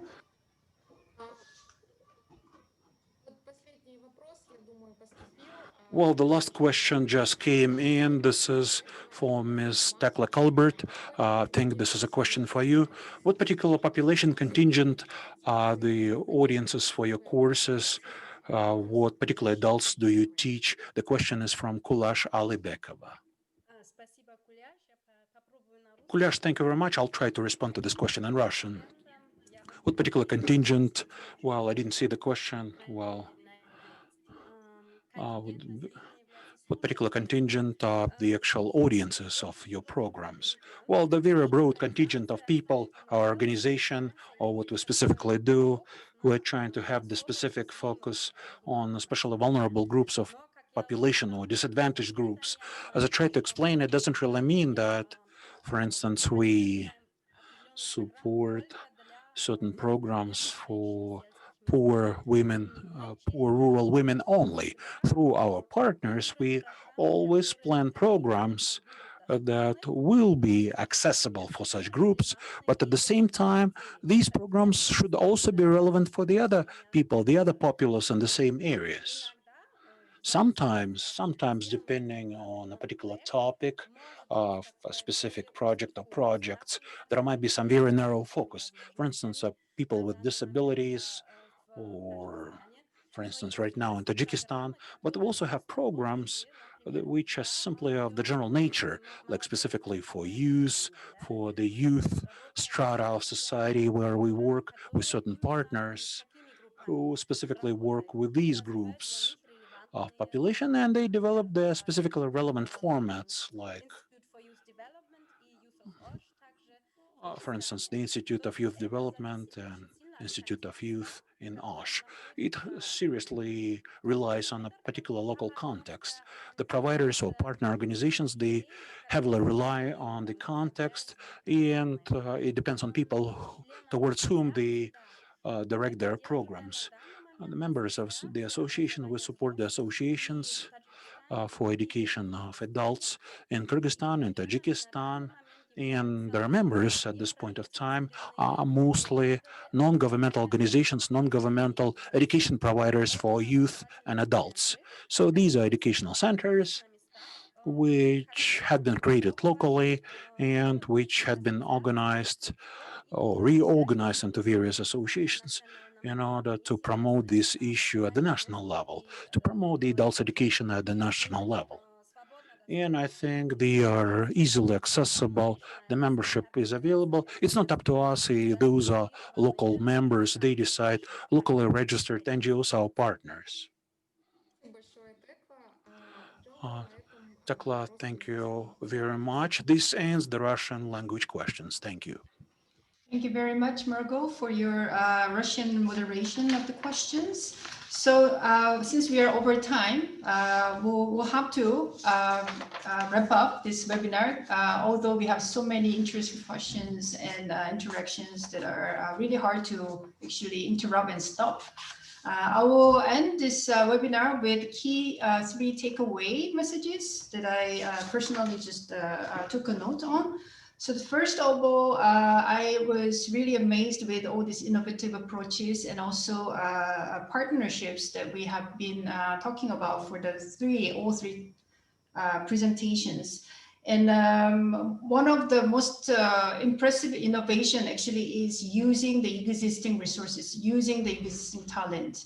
So what Ms. Yoon actually said, we are just helping people, we are just supporting people through what we can do best. So I think that would be the quote of the day, probably. We continue supporting these people and learners with existing resources. For example, like what Dr. Kelbert said, that many countries are using different modalities like telegrams, videos, and sometimes, if possible, internet. So that's really common patterns across the 3 presentations that we are using this innovation using existing resources.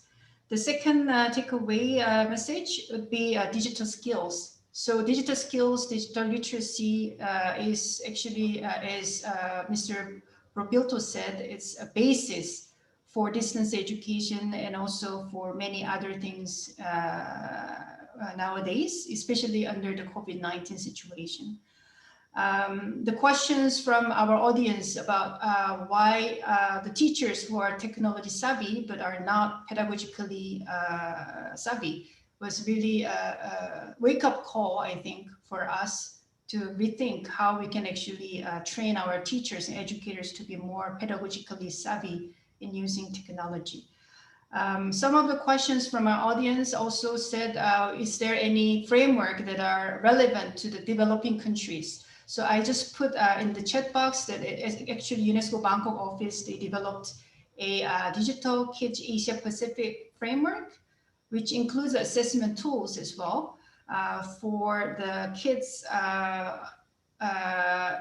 children in K-12 schools to assess and to see where they are at in terms of digital citizenship competencies. So you can download all this information from the dcap.org that I put on the chat box. The third and last takeaway is the importance of data. we cannot really overemphasize this importance of data, as many audience was asking to Dr. Kelbert and Mr.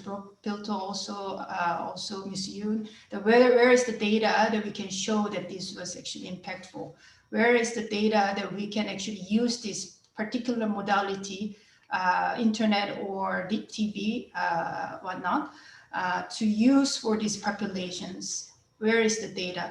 So that's actually, really also very important message for all of us, including UNESCO. And that's why I think UIL is collecting this data on adult education and learning. And those representatives from the Ministry of Education today here, please convey your message to the ministry and the also National Statistics Center, who has not signed up for this important survey. We have launched it already a few weeks ago, and please check whether you have signed up for this important survey.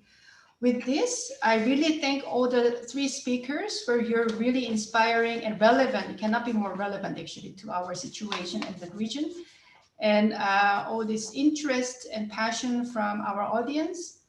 And I also have to thank our supporter, the CARIS, who has been there, rain or shine, under the COVID-19 as well. They are here to support us to do this regional platform. I'm sure that the CARIS will continue the support for the region for the next years. And so thank you very much for your active participation again, and have a great day. Oh, sorry, one more thing.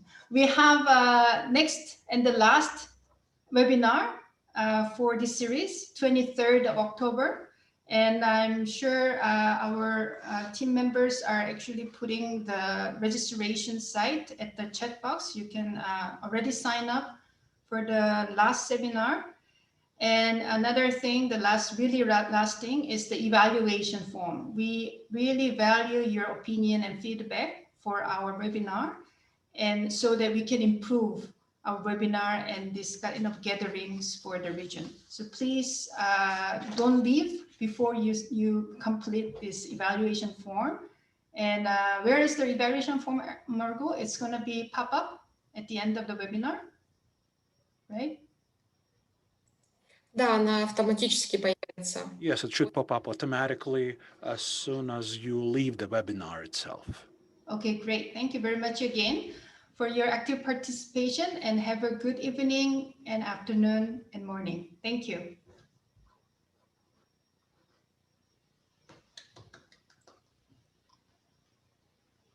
Спасибо большое. Thank you very much. Thank you.